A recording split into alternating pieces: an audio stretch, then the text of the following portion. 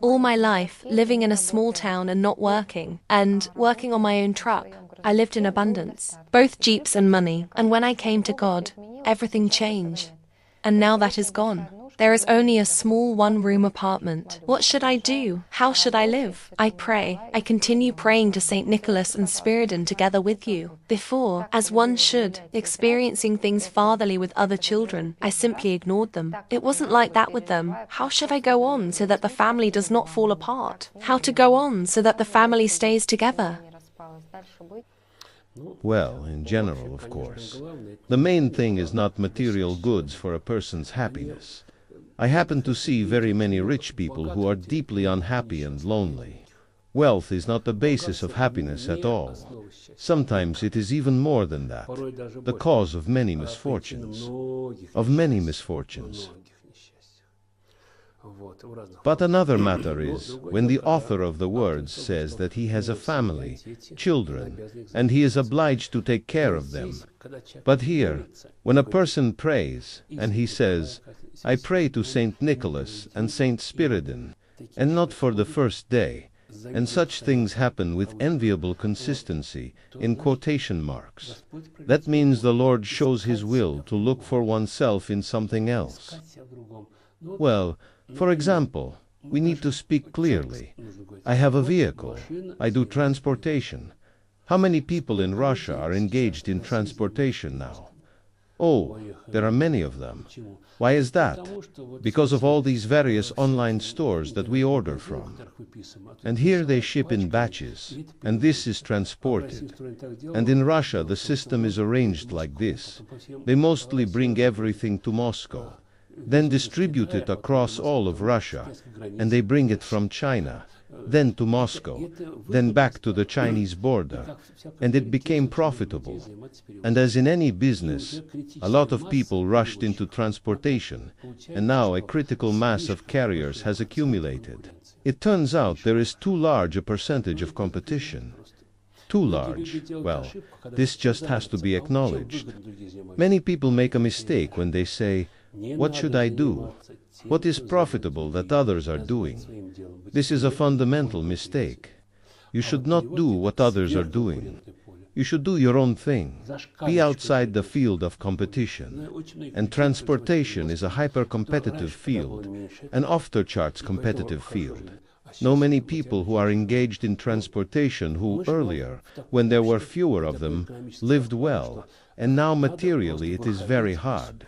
We live in such a society, under such economic arrangements, that one simply has to leave the field of such harsh competition, do something else, pray. For understanding, perhaps the Lord has shown paths more than once during this time, what to do. I know a lot of men who, besides the steering wheel, don't know how to hold anything in their hands. A very large percentage. Their hands are even shaped like a wheel, for the steering wheel.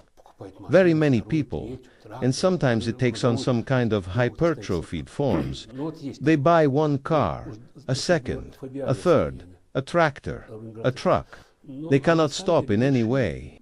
Well, there is such a thing, already to a phobic state of passion. But in reality the world is wider and richer, and one can express oneself in many other ways. In many other ways. I will say, for example, as I believe, that right now there is a gigantic shortage of male teachers in schools. A gigantic shortage of real male teachers. This is what is needed. Someone will say, well, I am at such an age. How can I retrain? It is never too late to study, first of all. Secondly, there are schools you can go to, rural areas, where there is also a shortage of teachers. And there they will be glad even without specialized education, at least some minimal amount. Schools have a great need for men, for teachers an extremely great need. This is one form, and there can be many others. The main thing is not to fixate on one thing, and also not to fixate on the place where you live. I live in my native Suplavka, and nowhere else in the universe does life exist. That is not true. Life exists in many places, and in unique forms that we don't have here.